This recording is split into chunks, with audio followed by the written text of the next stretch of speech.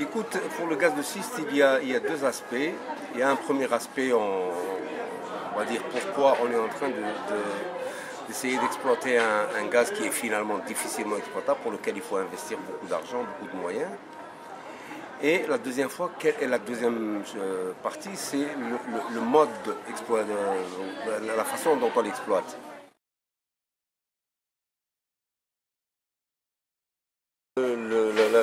Le gaz de schiste est un gaz qui est emprisonné, on l'avait négligé parce qu'il était difficile d'accès, parce qu'il est emprisonné dans une roche qui se présente sous une forme feuilletée, comme une demi-feuille comme ça, et puis donc pour le récupérer, il faut casser cette roche. Donc à la limite, on se dit, on l'a un petit peu négligé, parce que ça coûtait cher. Mais devant salut, au revoir, devant la cherté du pétrole et du gaz naturel, conventionnel, c'est-à-dire qu'on a retiré, on s'est dit on va essayer d'exploiter des ressources, des sources d'énergie qui étaient difficilement accessibles. Par exemple, maintenant on va chercher du pétrole dans les océans de plus en plus profondément. L'exemple négatif est celui de BP qui a la plateforme offshore de BP qui a explosé, qui continue, paraît-il, à déverser encore des tonnes de pétrole sur les côtes de Floride et du Mexique. Et on va le chercher maintenant partout. On le cherche par exemple dans les sables bitumineux, qui est beaucoup exploité par le Canada. Ce sont des sables dans lesquels il y a du pétrole, et ces sables et ce pétrole constituent une espèce d'agglomérat comme ça, donc il faut séparer pour récupérer le pétrole. Ça devient, maintenant ça vaut le coup de le faire. C'était cher avant, mais maintenant ça vaut le coup de le faire, donc on le fait.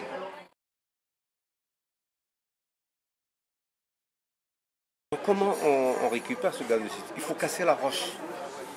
Alors pour casser la roche, il est évident on ne peut pas utiliser de pic pneumatique parce que ça provoquerait des étincelles et ça provoquerait, évidemment, comme on a un gaz est inflammable par gaz naturel, il est inflammable par définition.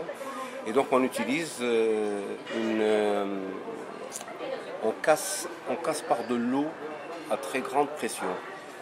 De l'eau d'abord à très grande pression, et pour augmenter les chances de casser, on rajoute à cette eau,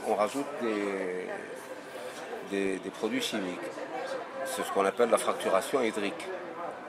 Et donc ça pose énormément de problèmes, parce que il y a d'abord l'énorme quantité d'eau qu'il faut utiliser pour casser pour casser la roche.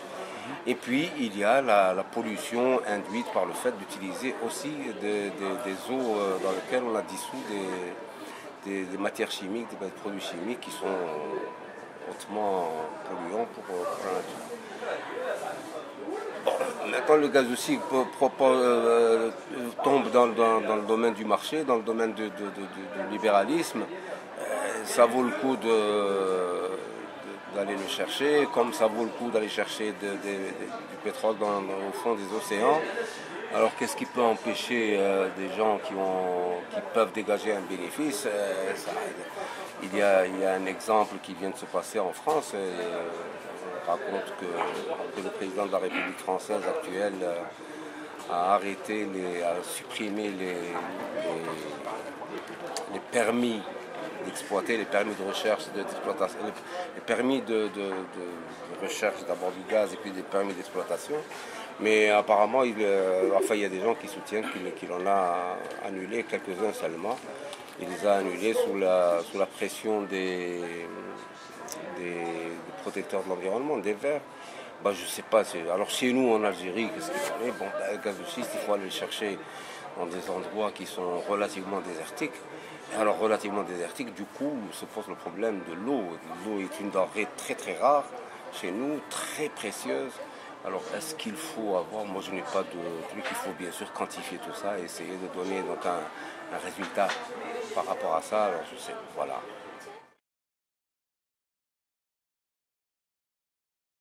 C'est clair.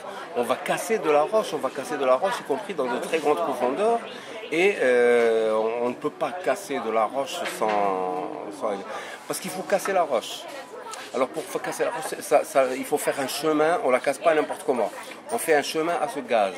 Donc il faut faire un chemin de façon à ce qu'il puisse arriver jusqu'à un endroit, un trou. Donc il faudra peut-être faire, ou alors un trou naturel qui est déjà fait, et puis exploiter le gaz comme on exploite actuellement le gaz naturel. Alors évidemment, une intervention de cette importance-là dans la nature.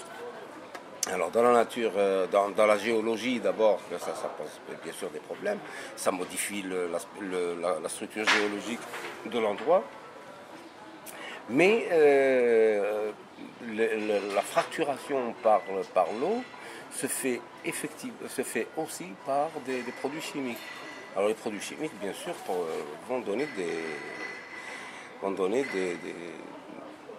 vont avoir un impact hypothétique et lourd sur la nature, bien sûr, ça c'est évident.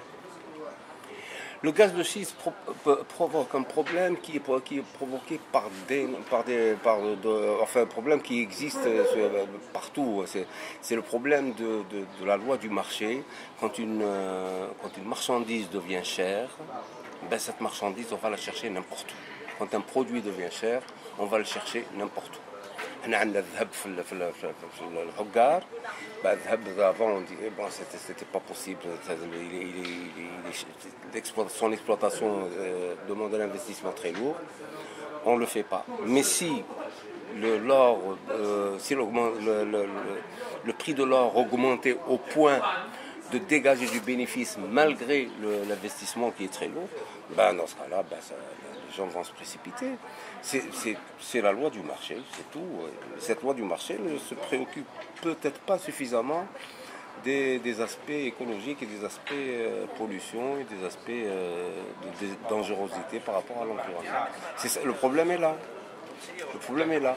Mais ce problème-là, bon, il faudrait quantifier tout ça, il faudrait essayer de voir quels sont les produits chimiques. Je peux essayer de faire une recherche là-dessus, et c'est tout ça qu'il faut voir. Mais il n'en reste pas moins que le gaz de schiste, sa réputation, son exploitation, la réputation de son exploitation, et qu'elle est extrêmement dangereuse par rapport à l'environnement. Et ça, je crois que c'est une vérité de toutes les façons. Voilà. Merci, monsieur Senoussi. Mais je t'en prie.